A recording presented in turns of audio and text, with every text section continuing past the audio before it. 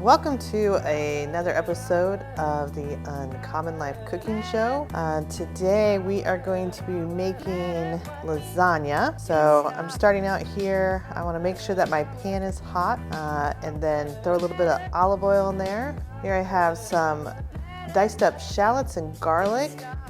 First I'm going to put the garlic into the hot pan, and next the diced shallots. Give those a quick stir. I don't want to get them all coated in that olive oil. Here I have my ground beef and ground sausage. I'm going to toss those in the pan and we're going to brown those with the shallots and the garlic. Just want to get it diced up as small as you can. Your heat should be on medium high. You really want to get this browning. Okay, once you got all your meat browned, we're going to pour in the crushed tomatoes. All the measurements will be down in the recipe. And just kind of get that stirred in with all your meat. You don't have to drain your meat. And once you feel like you get that pretty stirred in, then add your tomato paste. I'm going to make sure you get your tomato paste really stirred in. It should start cooking down in with the meat and the crushed tomatoes. All right, and lastly, I'm going to pour in some tomato sauce. Now, while I'm getting all of the meat sauce together, I've started a pot of boiling water off to the side. I'm also going to add my water to my meat mixture, and that way I can let this simmer together while I get the noodles started. Just want to stir all this together. Now, none of this has been really seasoned yet, so that's what we're going to go into next once you get everything mixed. Probably better to use your Dutch oven to mix all of this in. This works. All right, then 2 tablespoons of parsley. I'm gonna turn this down to more of a medium-low heat. Stop that bubbling a little. So everything else I'm adding here is gonna be a mixture of sugar, basil, fennel seeds, Italian seasoning, which I'm making my own. It's like a mix of oregano. I'll put a list down into the recipe. And then you also need a teaspoon of salt and pepper. And then after all of that's mixed in, so that's what I'm gonna do now. On the sugar, we're doing 2 tablespoons, but this will all be in the recipe. Don't skip the sugar. That's gonna really help with all the acidity of the tomatoes. I have used a sugar-free sweetener before and it worked great. I am making today's with regular noodles, but I've also used gluten-free noodles. Works fantastic.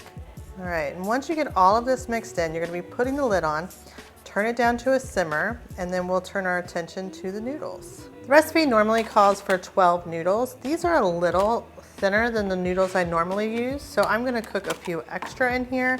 So once this gets going, I have some salted water. These are cooked down into the water. Once they cook down a little, I'll be able to cover it. You just want to get them to where they're kind of al dente, a little firm still. Okay, so this has been boiling for about 8 minutes. I'm going to remove it from the heat and I'm going to rinse the noodles with cold water.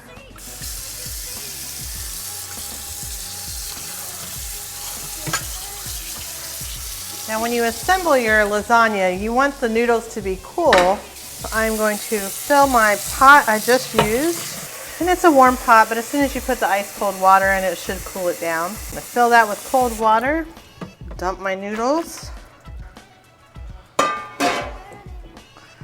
Set that back down there. And let those cool some more in that cool water. Okay, so now that we've got the noodles going in a cool pot of water, we'll go back to our sauce. Should be done about now. Looks great. Everything's cooked down. So I removed this from the heat and I've preheated my oven to 375 degrees. So you can go ahead and turn that on at this point. Should be ready by the time all the lasagna is assembled. I use a 1 cup measuring cup to do this part. And what I'm doing is I'm taking a 1.5 cups of the meat sauce mixture and I'm going to put it in the bottom of a 9 by 13 pan casserole dish. Spread this out evenly. So by doing this, this is going to prevent any of your ingredients from sticking to the bottom. when you pull your lasagna out when it's done. And now we can start assembling. So the first thing we're going to do to assemble after we pour in the 1.5 cups of meat sauce is we're going to arrange 6 noodles lengthwise. Now these are a little different size than I normally use, so we'll see. Make sure as you're doing this portion, you wring the water out. You don't want to get your sauce watery. I know sometimes some people dry the noodles as well. It's completely up to you. Based on these, even though these are skinnier, I believe they're longer than what I normally use. I don't think I'm going to end up using 6. And there's, yep, I only needed 3. Now I know some people really like a thick noodle base and they can cross it over, but that can actually cause the noodles to stick to each other and then they kind of get hard when they bake, so I just like a single layer. The next thing we're going to do is we're going to spread our ricotta cheese mixture. And I'll put this down in the recipe as well. This has got a couple tablespoons of parsley and some salt in it and an egg. And so I'm going to take half of this. I'm just going to eyeball it. I'm going to spread this out. Okay. Get a nice layer there.